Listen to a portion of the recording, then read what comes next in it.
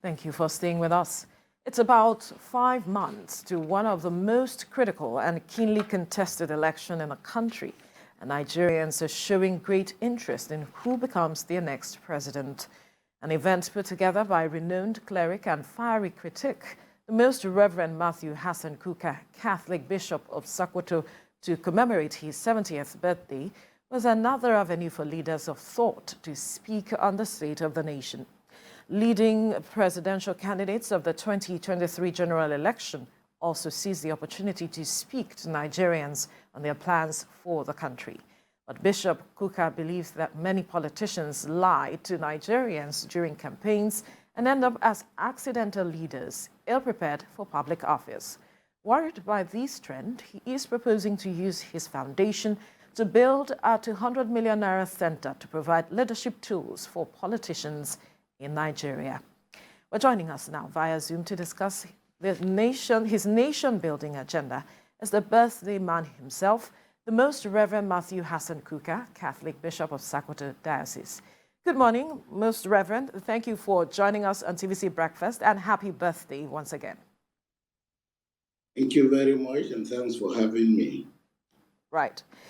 Some have said that it is ironic that the things you wrote about as the head of communications of a Catholic Church secretariat decades ago are still very much with us, and you're still writing about them, speaking about them in lectures as well.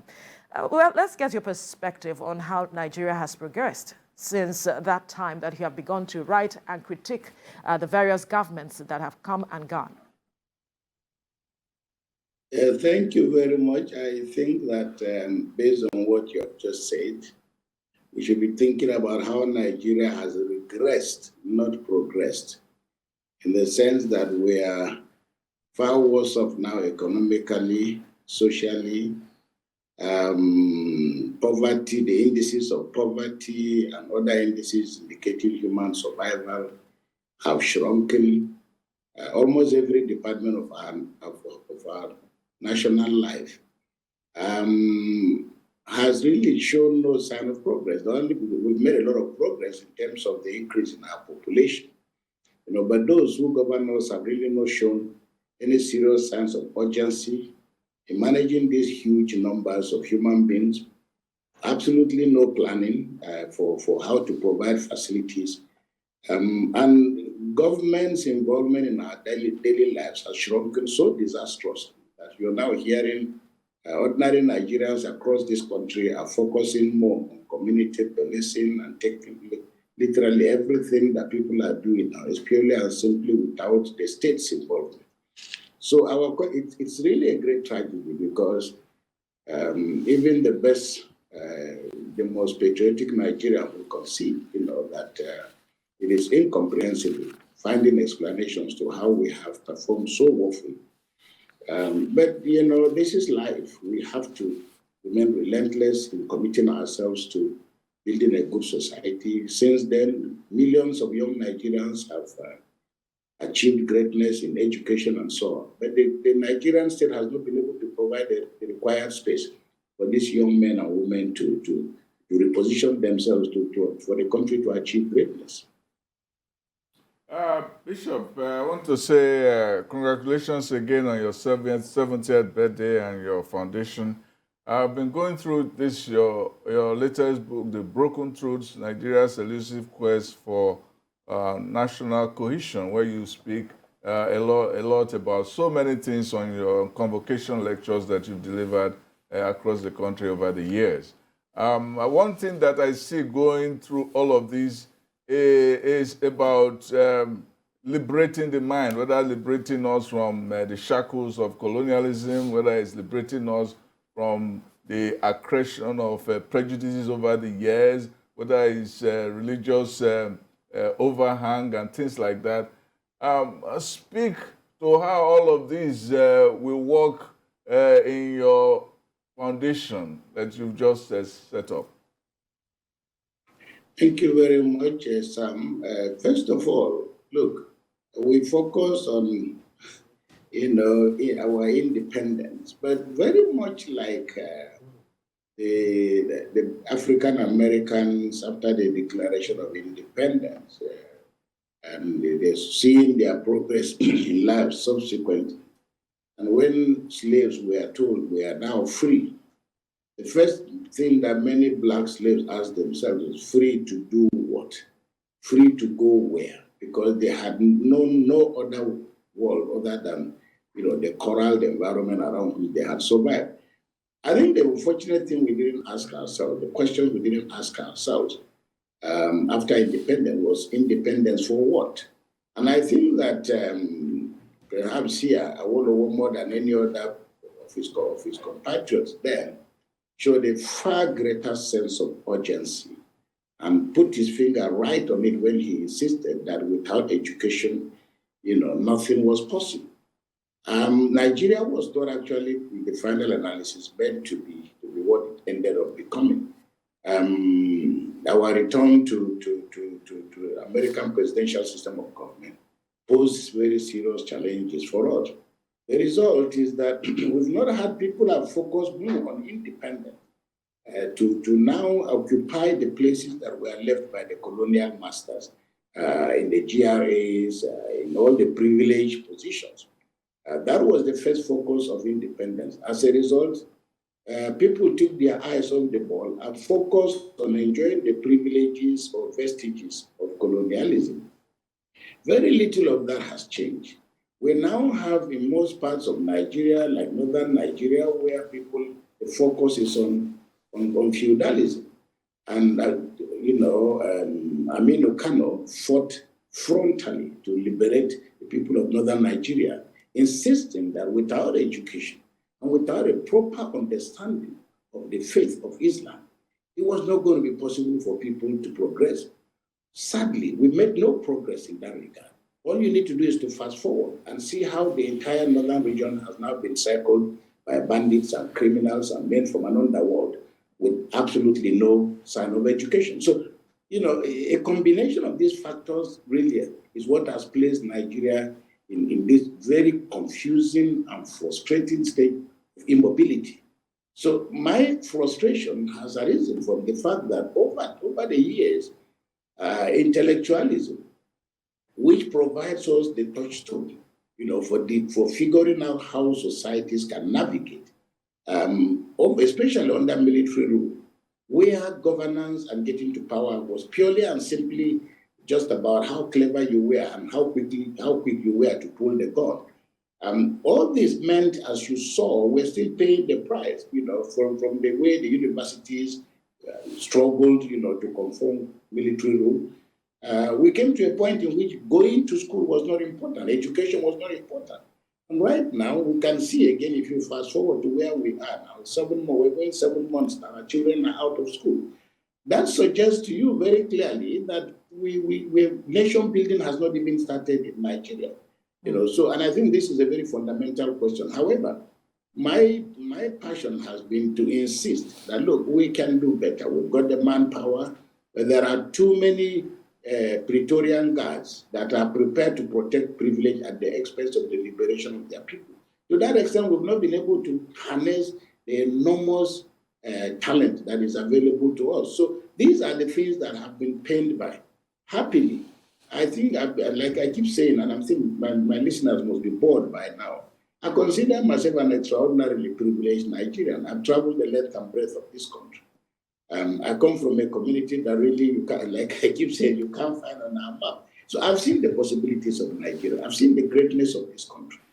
And so my decision as I entered this phase of my life to set up the Kukah Center was born out of my experience in Oxford as a senior law scholar, where I interacted with international scholars from around the world. And then I had the rare privilege of, being a Mason Fellow at the Kennedy School of Government. Again, I interacted with the best. And, at the Kennedy School, where I had my greatest inspiration, the argument is very simple and straightforward.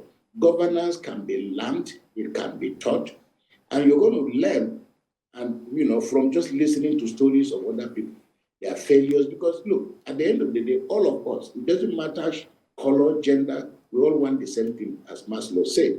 So essentially, my interest is to say that I need a platform where we can harvest and harness the incredible resources and talents of ordinary Nigerians, people from across the world, who can help to provide navigational tools for those who find themselves in leadership positions in Nigeria. All right, Bishop, you've written a lot of books on religion, on how religion and politics mix and how they should mix, and so on. Now, we've been together as a country for over 100 years. As it is right now, when it comes to religion, ethnicity, and region, these issues play out very easily in our everyday lives, in our politics, and so on. But our religion and our ethnicity have come to stay with us. We are not changing that anytime soon. We keep giving birth, of course. We enmesh them into that doctrine. But talk to us basically from your understanding. How do we harness these issues that seem to sometimes push us to the extreme of our national life, especially in politics and especially how we integrate and relate sometimes? Look, if you're watching a football match or any game at all, that's why there are referees. If the referee does not do what needs to be done and allows supporters to jump into the field, you can see yourself that referees are punishing coaches who overreach themselves by stepping, even if it is just by an inch, into the field. They are punished. Sometimes they're taken off the pitch. Now, this is really what the state is supposed to be. And Sam, this is your area of expertise. The whole philosophical debate as to why do we require states and what kind of states do we require. Thomas Hobbes' argument about we require all these rules and we require the state because without the states, it will be all of us against one another. Without the state, and that's why he called the state a leviathan. You put so much power so that the state can protect us. The Nigerian state has proved itself to be incompetent, grossly malfunctioning, unable, unwilling to commit the welfare of citizens as the principal basis of governance. The result now is what you're finding, what I call the instrumentalization of identity. So you can take ethnicity, you can take religion. Now, when the political leadership remains in retreat, unable, unwilling to decide how the members of the state can behave, it's like a man with 3, 4, or 5 children. If you don't regulate the behavior of your children, even at the dining table, the little man who is just about 6 months old or 1 year old will not be able to find food because the big boys who are 11, 12, or 13, if you let them do what they want to do, there will be no food at the table for the small man. Now, when a country fails to place ordinary citizens, look, this 925,000 square kilometers, this is what Lord Lugard left for us.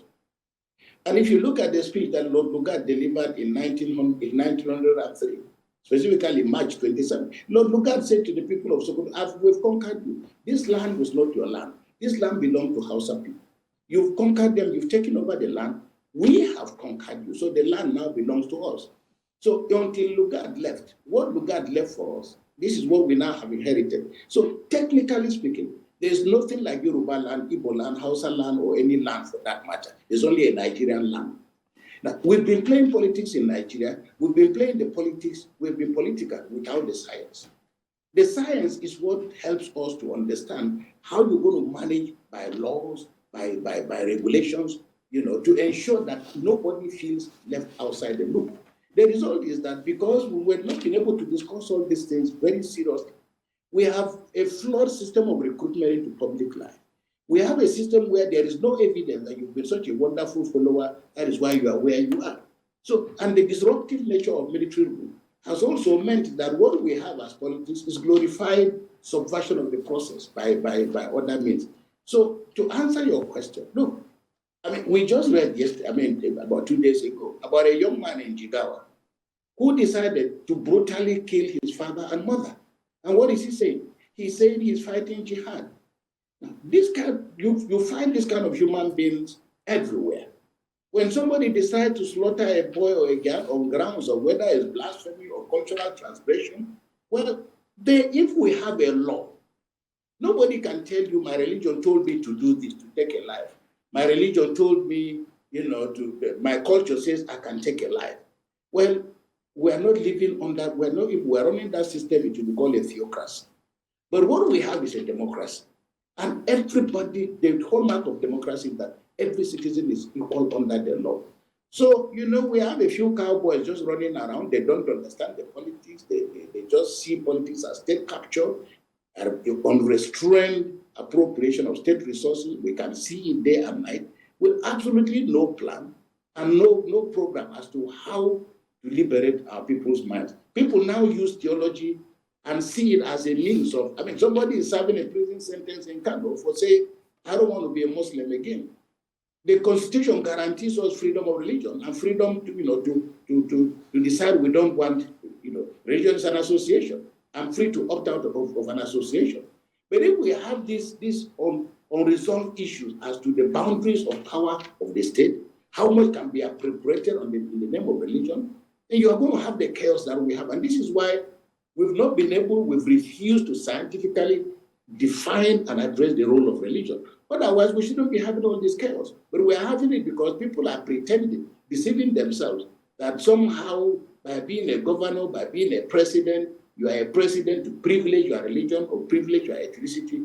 We are on a dangerous slope. And that is why Nigeria is where it is today. So really, we need to very seriously retreat. And that is why you found President Jonathan was sitting beside me on the day this conversation took place. And I know how literally agitated in a positive way, but he saw the quality of conversation and literally was like, wow, can we do this more often?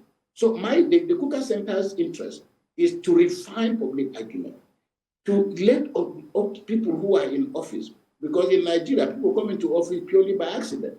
But whatever the situation may be, we are saying you can have the office. We can equip you to become powerful and efficient. So until we resolve all these things, we should continue to run around deceiving ourselves that there is a problem between Christians and Muslims.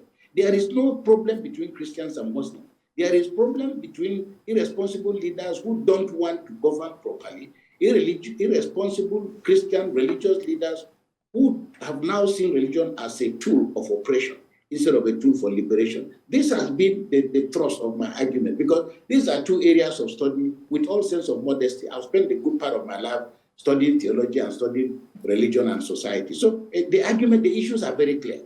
You spoke earlier about nation building, how we have not begun. And the question is that nation building is actually a product of conscious statecraft. And if we have not begun, what are we actually doing? What is at the heart of we not being able to achieve a nation building? And what are the indices that actually describe nation building? Well, thank you very much. By the way, I hope 200 million is what TVC will commit to the building of the center. We propose a center. Yeah, so that I just take it. That's your minimum contribution from TVC. So I'll tick that box. We're actually trying to raise about 2 billion. We're trying to raise a 2 billion naira project, because the center is going to be a state-of-the-art center. And as I said, we want to be able to compete with the best anywhere in the world. I repeat, that as I'm talking to you, a classmate of mine has just become the Prime Minister of Singapore. So Nigeria is not where it ought to be. I have my own, as far as I'm concerned, we have to reposition ourselves to do great things. What we have experienced in the last few years, whether we like it or not, what we are seeing now is whether the old and tired men and women, especially the club I'm getting into now, we are either going to get out of the way or we will be cleared out of the way. There's absolutely no doubt about that. And that may not necessarily be physical. We are seeing the energy of young people who want to take back their country. They are angry, they are frustrated. They know what young people are doing elsewhere in the world. So we cannot look. Political science 101, gerontocracy is one of the obstacles to development of democracy. So the idea that, we're not taking very seriously the need to fast track, our development is not acceptable, because it is the reason why we are in this situation of stagnation. So to answer your question, look, as I said, luckily for me, I have a database of, and even in your station, why do you guys do such a great job? Whether it's Arise, TBC, channels, AIT, all the what? Why? How do you find these incredibly brilliant people who come every morning, day in and day out, and offer some fantastic ideas? Power is about being able to aggregate those kind of people and interests. That you don't know everything. And indeed, the more illiterate and incompetent a leader is, the more he feels secure by protecting himself, by with the people who look like him, who talk like him, who pray like him, and so on and so forth. This is the tragedy that afflicts Nigeria, because every country's greatness is measured by its ability, its capacity to identify talent. Up till 20 years ago, how many black people did you see playing football, in many clubs in Europe? So much has changed. So, when we face the nature of the choices we make and our willingness and ability to diversify and function more on brain power, okay? I'm not saying brain or intelligence is everything, but you need, political science, if you're functioning at a level of science, you're daily thinking through what is it that will excite people, whether they're in the Southwest, whether they're in the Southeast. What is it that will generate so much excitement for you as a Nigerian? Why has patriotism gone out of the window? So really, for me, I'm saying, look, I've met some of the best, our military, our men in foreign affairs, men and women in foreign affairs. These are where we've had some of the most brilliant people in Nigeria. Where are they today? Most people have gone and claiming to be farming. We are burying libraries every day. And the greatness of a nation, in Oxford, when you go for the African Studies program, African Studies seminar, you will find old colonial officers, some of them are dead now. You're going to find men and women at seminars, and they're at the age of 80, 90, they're still coming. And when they open their mouth to speak, when you have people who have been permanent secretaries, who have been presidents, luckily for me, I've spoken to some of these people at close quarters. You hear their agony and their pain. But because our big men are not, fond of writing autobiographies, the result is that the history of the histories, the experiences, the trials of great men and great women who have served this country, from where we can draw extensive lessons, all those are literally down the drain. So my interest is to argue that the more we return to this whole consensual conversation about ideas, about debate and contestation, the better it is for our country. And we need think tanks in Africa, because it is not political parties that run government. If you are focusing on the elected people, the political parties have been turned into a small tribe, where party chairmen preside like the traditional rulers of the communities. And that all these parties have turned themselves, if our party wins election, then we become the tribe of privilege, irrespective of what happens to the rest of the country. Now, the argument is that we can create a space where legislators have an idea about what legislation is all about. And there are people in the National Assembly who cannot read or write. That's the truth of the matter. In 1999, when people came into the National Assembly, one of the greatest scandals was over the issue of certificates. Yeah. I don't need to take you through that story. But even that soul struggle, I remember a man from, I don't know whether it was Kano, and he made a legitimate point, say, look, I don't speak English, but I know my capacity. Where is a place for me? So I'm saying we need a platform where we can aggregate the knowledge of our people, so that those coming behind us can also learn. And for me, there is no substitute to this, that we are running a political party in a country like Nigeria, and there are no ideology. Even I think tanks can be ideological. If a Democrat comes to power in the United States of America, there is a hemorrhage in Harvard, because that's where the liberals are. If it's a Republican, there's a certain level of hemorrhage in Yale, another prestigious right-wing think tanks, environments, where people go to Washington to offer their brains and their ideas. So there is nothing wrong. When President Reagan became president, he said, I don't know anything about economics. Somebody volunteered to put him through. So the fact that you are holding office doesn't mean that you are the most knowledgeable.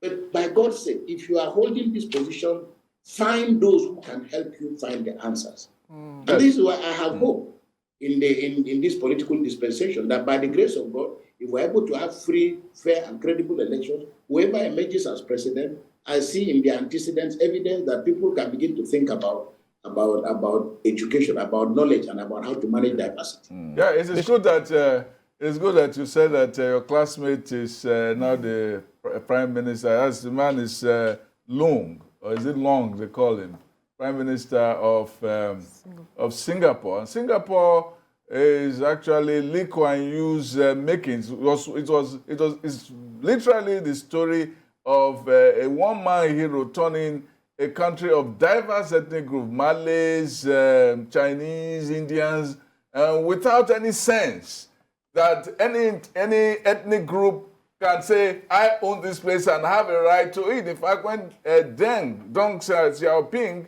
went to visit Singapore, and he thought that all the Chinese would be there, only him and so on, and they were like, we don't know you, we know our prime minister who is working for us because he created a situation like that. You know, we have had a different trajectory in Nigeria, and there's a philosopher, Gasset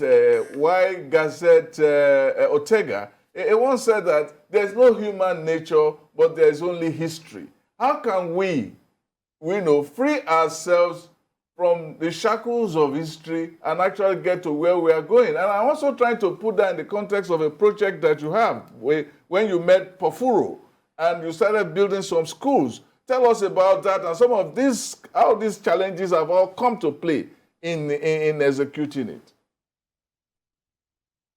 Very, very, very loaded question. But I like Lee Kuan Yew, obviously. The Kukah Center hopes to be able to also partner with Lee Kuan Yew, with the Lee Kuan Yew Center, in order for us to learn some of the things we can learn. But look, there's no substitute. I mean, the history of Singapore is a history of imagination. It's also a history of a man with ideas. And let's not forget, for over 40 years, Lee Kuan Yew himself was a dictator, but people didn't mind. He ran for election for over 40 years, and he won all his elections. Now, when he discovered that he wanted his son to take over from him, no doubt about that. But then when he contested his last election, and he realized that his son was probably not well prepared and too young, he got somebody to step in. But guess what? Lee Kuan Yew had made up his mind, the only way you can enter the public service is you have to be the best. So when he sends his son to Cambridge, and look at it, you will see a correlation. A lot of these Asian countries, whether it's Singapore, whether it's Pakistan, you will see, for example, even the case of Aung San Suu Kyi, that many of these generals or many of these leaders sent their sons and daughters to England, Cambridge, Oxford, where they had the best education. That is why India is working. That is why many of these countries are working. Because Lee Kuan Yew insisted, when he sent his son to Cambridge, the guy who is now the outgoing prime minister, and guess what? He's going out, he said, I am too old. Even though the man is just 70, he said, I'm too old to run Singapore. That's what he said. Now, he goes to Cambridge to study mathematics, and he's a computer scientist.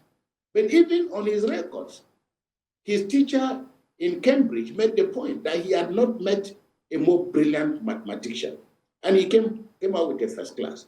Lee Kuan Yew had so raised the bar that for him, if you got a first class, you went to the public service. Now, see what has happened to us in Nigeria in terms of our leadership and recruitment processes. Somehow we dropped the ball. Then the civil service became a place for people who couldn't, at least, in terms of perception, who couldn't do well. And then it became a glorified feudal estate. We are up till today as we are talking. Look at the records of people in the key positions in this country in the last 5 years.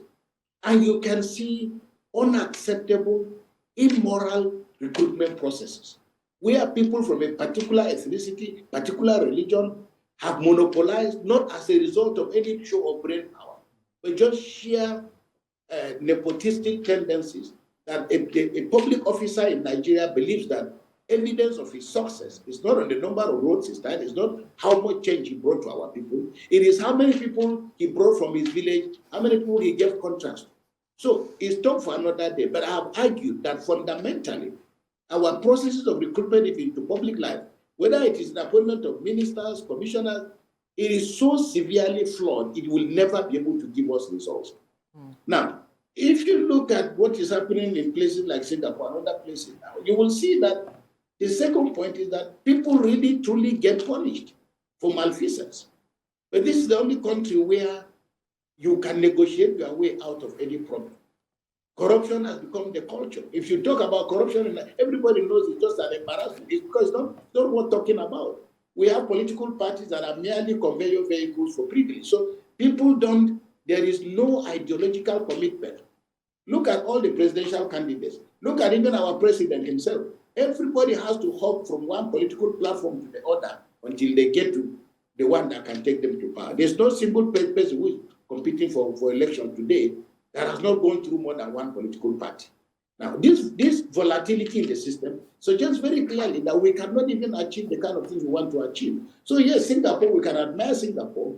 The unfortunate thing that happened to us in Nigeria is that dictatorship, in a way, even in a modified form, as we have in Egypt, where Al-Sisi has come, in less than 5 years, Al-Sisi has transformed Egypt beyond imagination. So the point is that if you cannot be trusted by your people, they will not give you the best. Even for us in the church, if my priests don't trust me, we cannot work together. So this is the reality with Nigeria. Now, you raise the issue about my the project you're talking about. It's called Pro Futuro. That is for the future.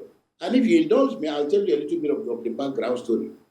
I was in Milan with Cardinal Onaeka, the Emir of Kano, Lamido Sanusi, then Archbishop Kaigama. And we had an event in which the Holy Father was there. And this gentleman, called Alieto, he delivered a speech. He said, look, I used to be the chairman of Telefonica, the Spanish equivalent of MTN or whatever. And he said, look, I made a lot of money. And I told the Holy Father, look, I have made money. I want to give you money. What charity do you want me to commit my money to? Guess what? Pope Francis looked at him and said, look, and Pope Francis could easily have said, you are a Catholic. Give me money. Let me send $1 million to Bishop Kukah in Sokoto so he can build more churches. Let me send money to the church in Africa so the Catholic Church can expand. But Pope Francis says, look, give me, I'm interested in children on the streets around the world. Not Catholic children, but children on the street. So when I listened to him, luckily for me, when we finished the meeting, I had a chance meeting with him. And I was happy he gave me his card. Subsequently, I told the Emir of Kano, I told a Cardinal, I told Archbishop Kagame, I said, look, I've met this man, the man who spoke to us, because he was telling us stories about things he was doing in Latin America. Little kids, 5 years, 10 years, were doing coding and doing all kinds of things, and even becoming millionaires while in primary school. So we persuaded him to come to Nigeria. Long story short, he came to Nigeria. I argued with him that, look, our almajiris can actually approximate children on the street. So can we take advantage of this? This man flew to Nigeria, took a suite at the Hilton, came back again. We signed an agreement. I brought in the northern governors. Luckily, the vice presidential candidate to Ashiwaju, the former governor of Borno, was the linchpin, extraordinarily enthusiastic and committed to this project. We were able to get 12 states to sign into this project. All right? Today, we're in 116 schools. And we're dealing with about almost 82,000 children spread across northern Nigeria. We started it as a pilot project. By now, we would have been counting children in the millions.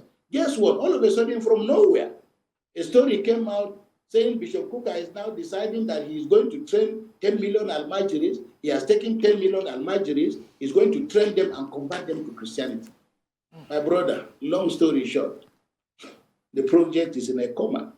So, look, people have invested, and it is in our interest to take their hands off this investment. People have invested in the poverty, in the ignorance, in the illiteracy of their own people that they are holding hostage by mysticism and fanaticism.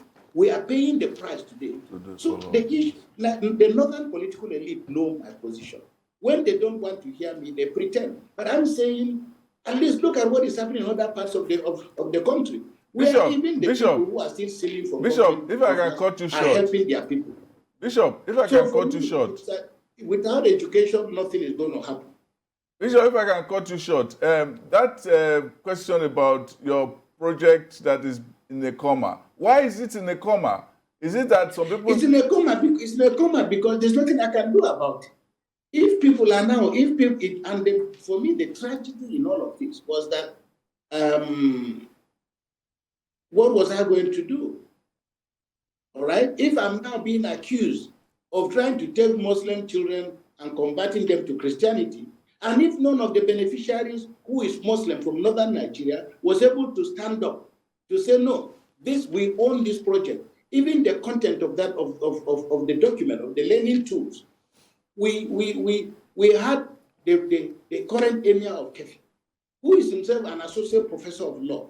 We got him to run through all the contents of the document to say that, I mean, the learning tools, to say, look, there is not, because I said, look, I know that if we start this project, some illiterate imam will from somewhere say this is haram, and that will kill the project. The Attorney General of Borno State went through the document. We signed a document, a document of understanding. But the governors themselves have shown no interest. The people who are beneficiaries of the program have shown no interest. So we are stuck where we started. That is that even when we had to pay for custom clearance, when these goods came, they took almost 1 year. We couldn't clear them. We are all, even though this is educational material, in most civilized and serious countries, educational materials are things that we cannot even debate about. But we have had to slow down, because I said to myself, I could have committed all this project to Catholic school, Catholic education. All right, Bishop. But those who are already on the program are still on it. All right, Bishop, we have run out of time, but one quick question, which is a yes or no question, I'd like for you to answer. Now that you are 70, you have been a critic of successive government. Are you going to quit anytime soon? We're just getting started, my dear. Oh, absolutely. We're just getting started. All right. I've got enough oil in my tank. All right. Keep revving, and we must thank you. protein. All right, we must thank you, Most Reverend Mathew Hassan Kukah, Catholic Bishop of Sokoto Diocese, for your time on the program. Thank you. Thank you. God bless you, and please keep up the good work. Thank you very much. Thank you.